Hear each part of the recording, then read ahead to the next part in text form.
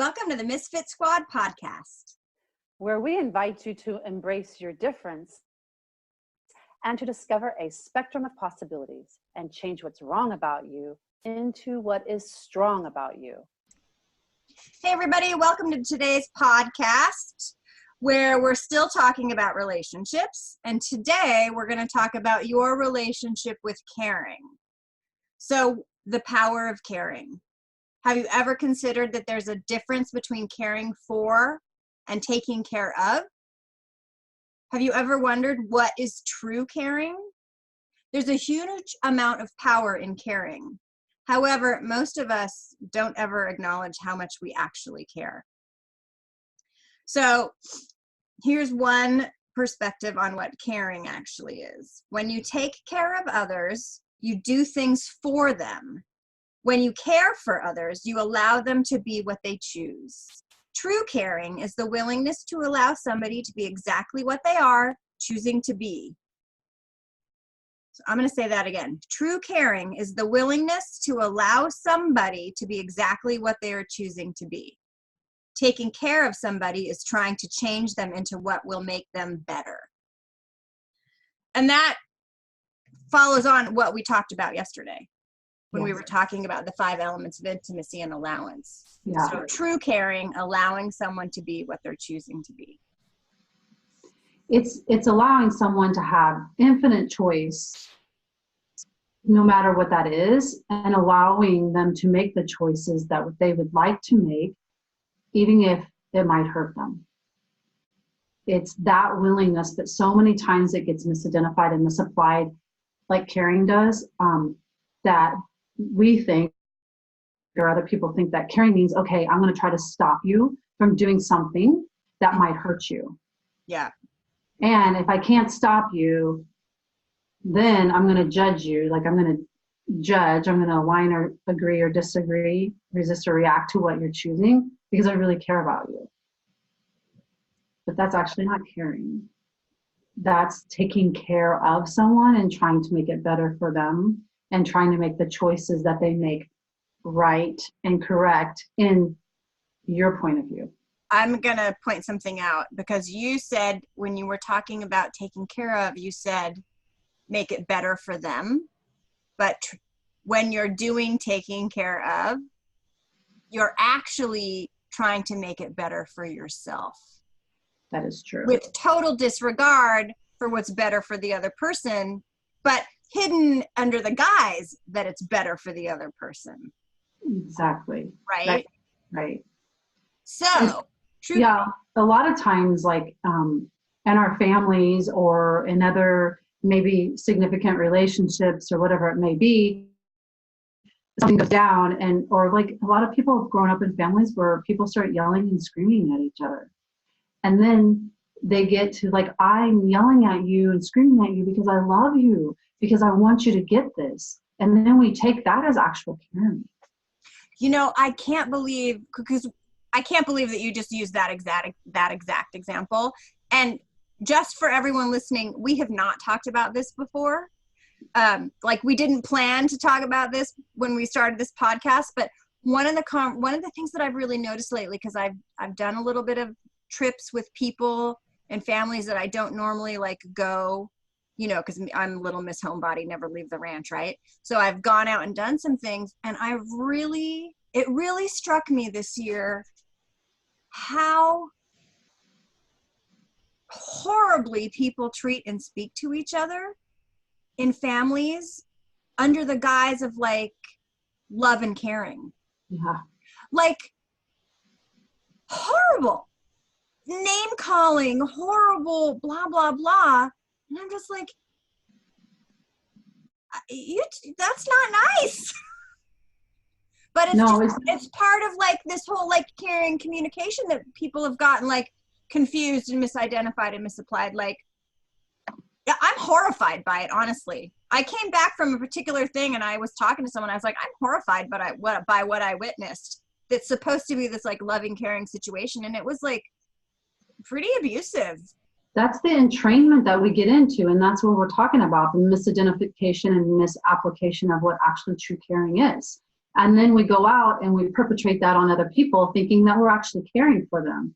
And Yeah. it's a vicious thing. And so that's why we're actually talking about this, about what it really is, because we're so taught that we're supposed to take care of people. But like, look at this for a second. If you look at the situation of true caring, what's more empowering? Asking a question or imposing a point of view on someone? Right. Asking a question. So like say, I don't know, like I can remember growing up and, you know, you're as a parent, and not making you wrong as a parent, this is just what we do because we want to, you know, you want to take care of your kids. You're always like, be careful, honey, be careful. Don't go climb that tree. You're going to fall. Be careful. But being careful comes from the idea that everything's going to go bad or something's going to go bad. And then being aware means that you're aware of the energy. So take care of yourself by being aware. And so the reason I bring that up is because a lot of times when people always say, be careful, you cut off your awareness. Mm-hmm. Versus actually the willingness to be aware and ask a question, which is definitely like way more empowering. So it could be like, all right, this, like, how does it make me feel? Is this exciting or is it not exciting?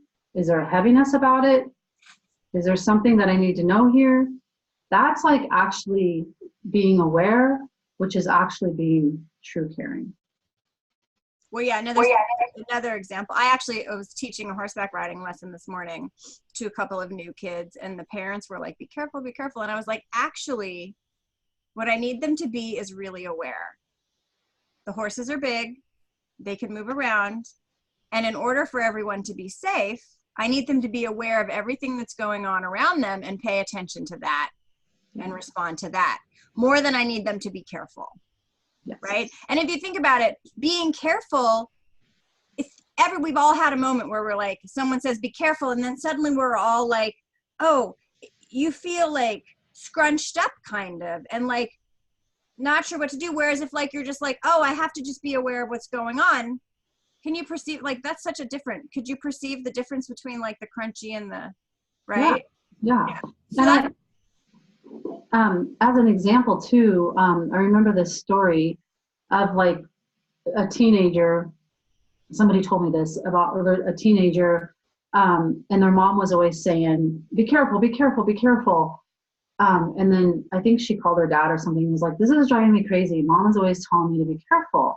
And she's like, how can I change this? And her dad said, you know, being aware is way more taking care of yourself, you know, than being careful.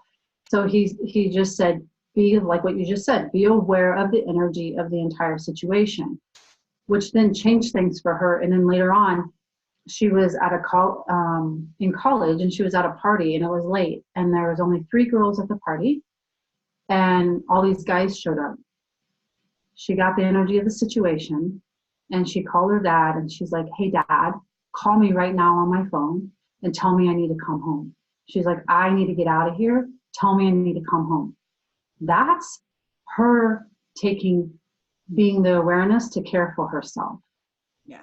And being aware of that. That's the difference of being aware versus being careful. Yeah. Yeah, and the other thing that's sort of interesting about this conversation is it can actually be, it can actually, being true caring, there can be a period where it's uncomfortable for you to be that, because everyone's entrained to the taking care of thing. I have personally experienced where when I'm actually being true caring, people actually interpret that as me being cold or not caring. Like they interpret it as the opposite, right? So I had to figure out how to have allowance for myself in that and still do that and still choose that. Yeah, it's interesting that you say that too, because I actually just had this conversation with a client that I had this past week. And one of the things we talked about was like intense caring. Mm-hmm. And I'm like, intense caring is not what makes you feel weak. Neither is pain or suffering. It's actually where you cut yourself off from caring for you and for someone else.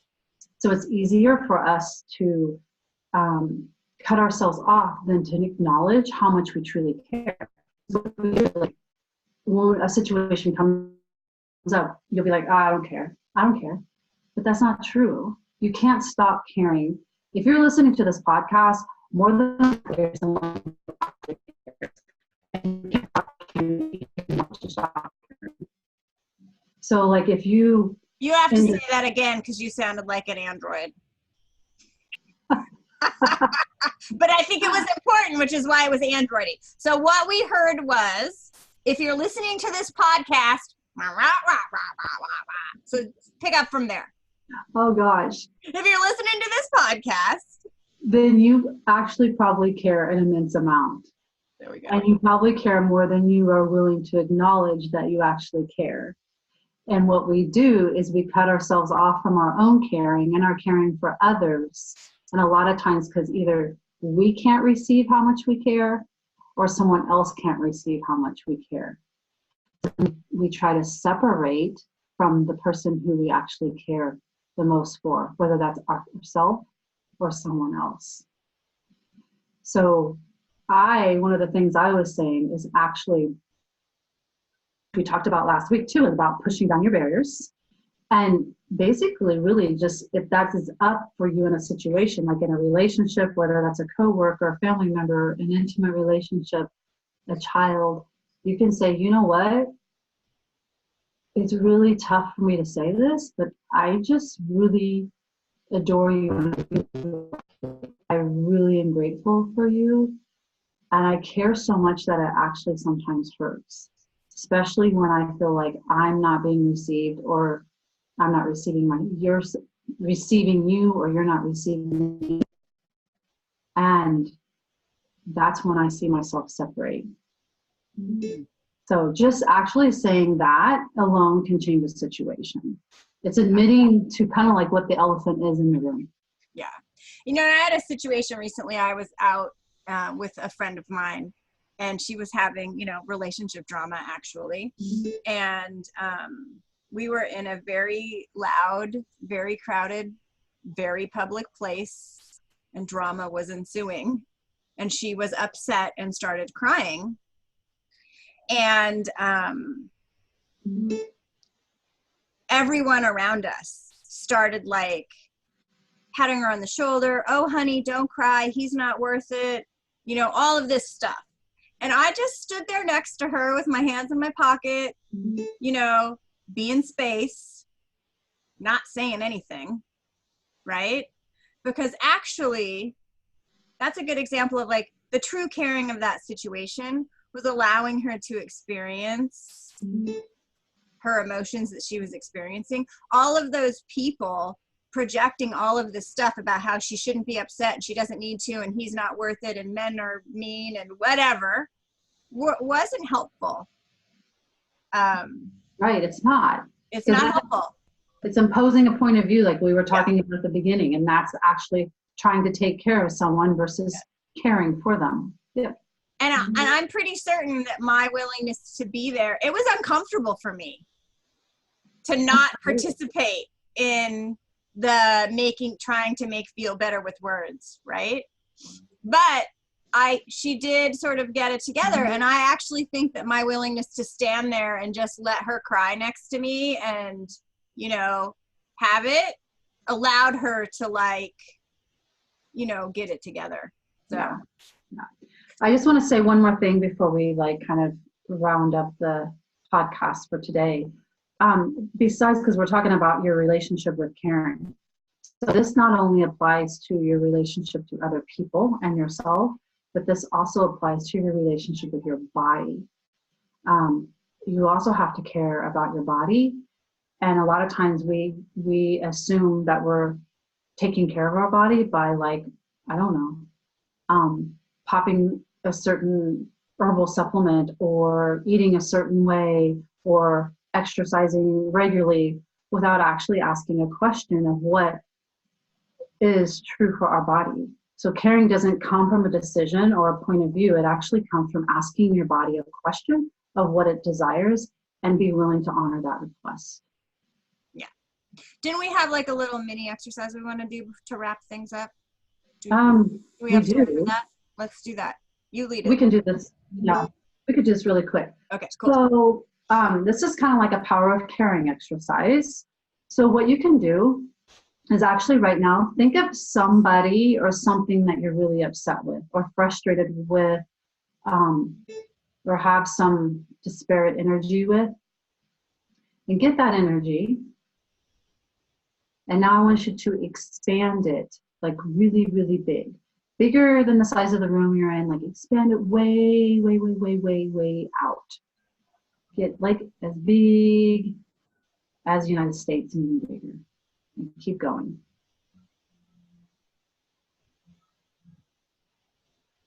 Now think of that person or that thing again. Is it as upsetting as it was before?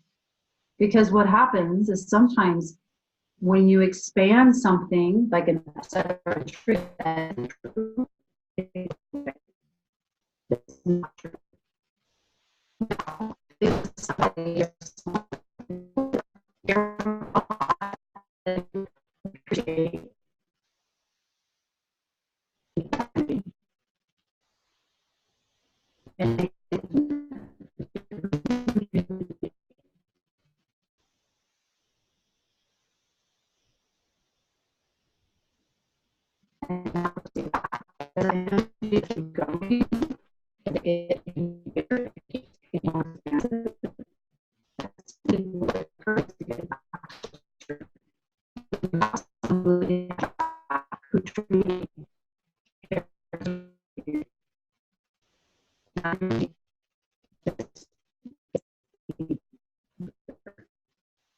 So that's a really cool technique that you can do.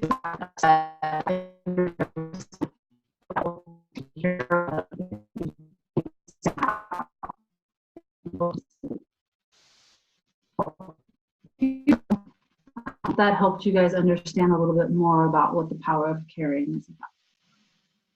All right, awesome. So I think that's it for this week's episode. What else you got, Trina? Anything? I would just say if you would like to learn more, and if this is something that actually speaks to you, and you'd like to explore more possibilities, you can go to our site. It's energeticsignatureformula.com, and all you have to do is put in your email.